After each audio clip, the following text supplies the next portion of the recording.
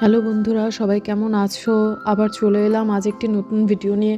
অনেক দিন পর আজ ভিডিওটা আপলোড করছি। মাঝখানে খুব কাজের ঝামেলার জন্য আমি কোনো ভিডিও আপলোড করতে পারিনি। তোমরা দেখতে পাচ্ছ আমি একটা সাদা কাপড়ের টুকরো কাটছি, কিন্তু কি করছি সেটা নিশ্চয়ই বুঝতে পারছো না। আসলে আমার মা বাড়িতে লক্ষ্মী ঠাকুরের মূর্তি এনেছে।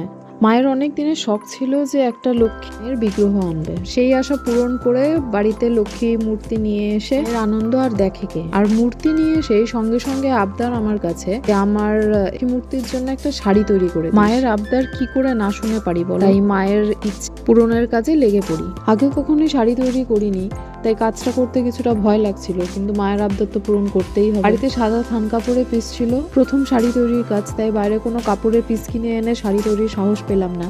তাই ঘরে থাকা নতুন সাদা কাপড়ের পিসটা নিয়ে লক্ষ্মী মায়ের মূর্তিতে শাড়ির হাইটটা মেপে নিয়ে লম্বা লেন্থটা নিজের ইচ্ছে মতো নিয়েছিলাম।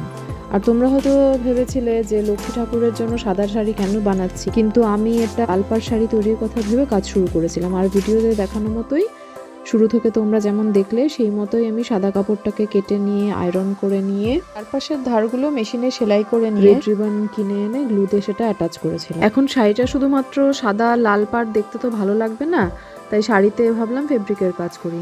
বাট কি ডিজাইন করব কিছুই বুঝতে পারছিলাম না, তাই মাকে জিজ্ঞেস করেছিলাম যে কি ফেব্রিক করি বলো তো মা। তখন মাই বলল যে লক্ষ্মী ঠাকুরের জন্য যখন বানাচ্ছিস আর লক্ষ্মী মায়ের পদ্মফুলই প্রিয়, তাই পদ্মফুল দিয়ে কিছু একটা কর। তাই শাড়ির নিচের দিকটা পুরো কুচির দিকটা যেটা আছে সেখানে পদ্ম দিয়ে কাজ করেছিলাম। আর কাপড়ে ফেব্রিকের কাজ এটা নিয়ে আমার সেকেন্ড কাজ, তাই ডিরেক্ট ফেব্রিক অ্যাপ্লাই করার কোনো সাহস পাইনি। এই ফার্স্টে কালার পেন্সিল দিয়ে সেটাকে ড্র করে নিয়েছিলাম, যেহেতু রেড ফেব্রিক ইউজ করব তাই রেড কালার পেন্সিল দিয়ে পদ্মগুলো সব ড্র করেছিলাম।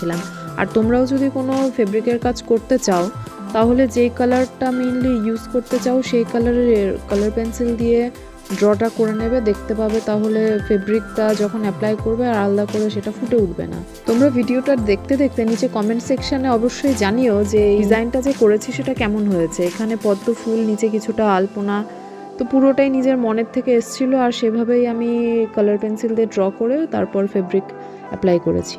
দুর্গা পুজো, লক্ষ্মী পুজো, কালী পুজো সব তো পার হয়ে গেল, আর আমার লক্ষ্মী ঠাকুরের জন্য শাড়ি তৈরি সব পুজো পার হয়ে শুরু করলাম, কারণ তখনও বাড়িতে লক্ষ্মী মূর্তি আসেনি আর জানতামও না যে আমার বাড়িতেও লক্ষ্মী মূর্তি আসবে।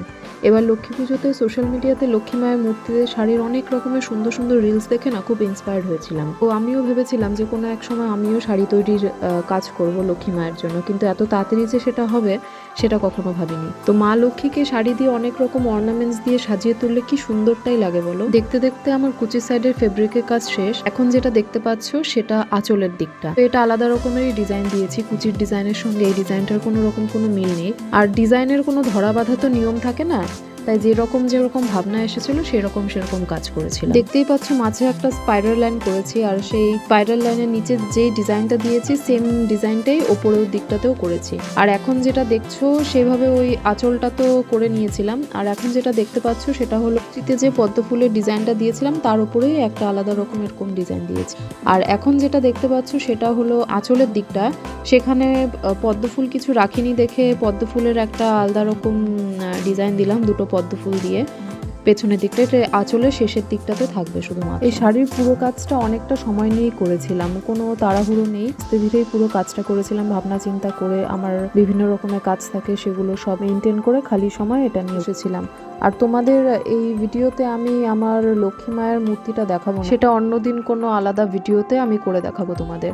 আজ শুধুমাত্র শাড়ির ফুল প্রসিজিওর যেভাবে আমি পুরো কাজটা করেছি সেটাই এখানে ভিডিওতে আছে। আর তোমাদের ভিডিওটা যারা দেখছো তাদের কেমন লাগছে কমেন্ট সেকশনে জানিও। যারা নতুন আছো চ্যানেলে, যারা নতুন দেখছো আমার কাজ, চ্যানেলটাকে সাবস্ক্রাইব করো, আরো নতুন অনেক রকমের কাজ দেখতে পাবে। আমি বিভিন্ন রকম কাজ নিয়ে আসছি সামনে আরো, তাই সবাই চ্যানেলটাকে সাবস্ক্রাইব করে আমার পাশে থেকো। তাই দেরি না করে চ্যানেলটাকে সাবস্ক্রাইব করে দিও, লাইক করে দিও, আর কমেন্ট অবশ্যই করো। তোমাদের একটা কমেন্ট যেন নতুন কাজ করতে কতটা উৎসাহ দেয়। তো অনেক ভালো লাগে যখন সবাই খুব ভালো ভালো কমেন্ট করো, দেখে খুব ভালো লাগে, আরো নতুন কাজের উৎসাহ পাই আর নতুন কাজ নিয়ে আমি আসি সামনে।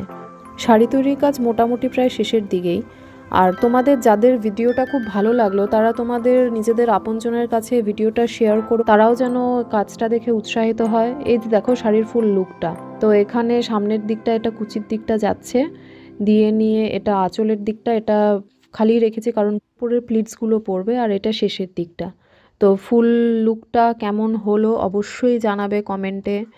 আর এখানে লাল পাড় শাড়িটা ফেব্রিকের কাজ করার পরেও ইনকমপ্লিট লাগছিল, তাই একটা পাড় কিনে সেখানে অ্যাটাচ করে দিলাম সেলাই মেশিনে সেলাই করে। সুন্দর লাগছিল দেখতে।